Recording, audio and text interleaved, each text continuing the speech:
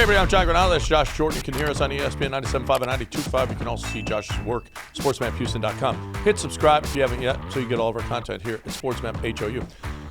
Josh, this bullpen, these pitchers, this whole staff, I mean, Dusty has had to go to the pen so much this year. It's not the same bullpen that was one of the greatest in baseball history last postseason. You think the Astros need a leverage arm more than they need a lefty bat right now? I do, especially with Altuve and Yordan hopefully coming back. Chas McCormick's playing out of his mind. I think the bullpen is where they need some help. Stanek and Montero, it's just hard to trust those guys this year. So, and we know how taxed they are. All the guys that they're using right now, Maton, all those typical guys, Abreu. I think they need somebody else that they can trust that's not Ryan Presley late in the game. It's what Click did really well. Yeah. Right? I mean, he brought in Neris, he brought in Graveman, he brought in Montero. Yimi Garcia. Yeah. I mean, he absolutely did a great job with the bullpen, and Dana Brown has to make his mark. I think Dana Brown has got to do something here because, listen, Jim Crane didn't like – I think that Jim Click just wasn't aggressive enough for Jim Crane. And so Dana Brown has got to be a little bit aggressive here. Maybe if you pick up one of those White Sox pitchers, you pick up Kendall Graveman as well. That's the guy that I'm really targeting, John, is Kendall Graveman. He makes the most sense to me because I looked at his contract. He's making $8 million this year. He's on the books for another $8 million next year. And with Neris and a couple of the other guys, Stanek looks like he'll be on the way out. Maton, it might be nice to add Graveman. And in my opinion, maybe you make up for that Montero mistake. They didn't want to pay Graveman, but they paid Montero. Maybe you can make up for that and get Graveman back. He's got playoff experience. He was really good with the Astros. He's used to being with this club. He makes a lot of sense to me. That was just a poor decision when they didn't have the leadership that they needed there, and hopefully Dana Brown. It's going to be tough to overcome that $34.5 million contract by Montero if you can't put him out there with less than a 4-run lead. That's just crushing. Any other guys flying under the radar for you? Actually, another former Astro, Jose Cisnero.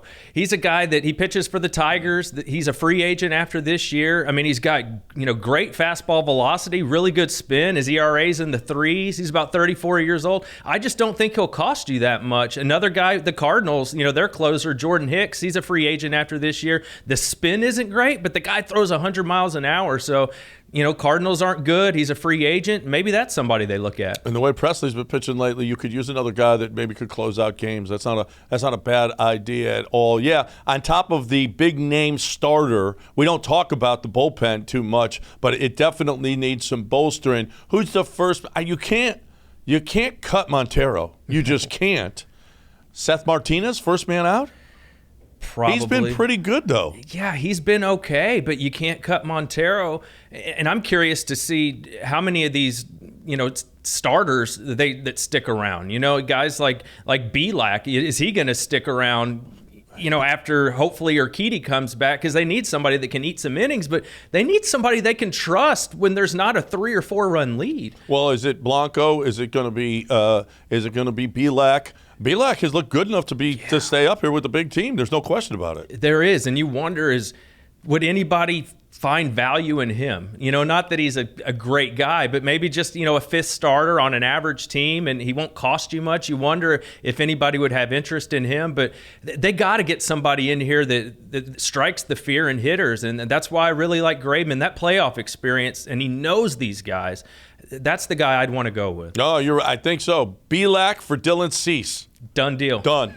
I did it. It's over. White Sox fans will love you, John. They already do. They already do. They already hate me from the earlier one that I did. Hey, listen, what they might like, though, is Coors Light. Yeah. I know in the Chicagoland area, they love their Coors Light. And you know what? All over the country, you love your Coors Light. It's cold, clean, crisp, and refreshing. I don't know where you are, but it's probably hot right now. And you got to keep your state chill. If you're watching in Chicago, if you're watching wherever you are, whatever we're talking about here, it's probably hot, and you need to keep your state chill. You see those blue mountains? They're wonderful. They'll tell you that your Coors Light is cold. The best water in the world from Colorado. You are going to have cold, clean, crisp, refreshing Coors Light. Climb on, brother.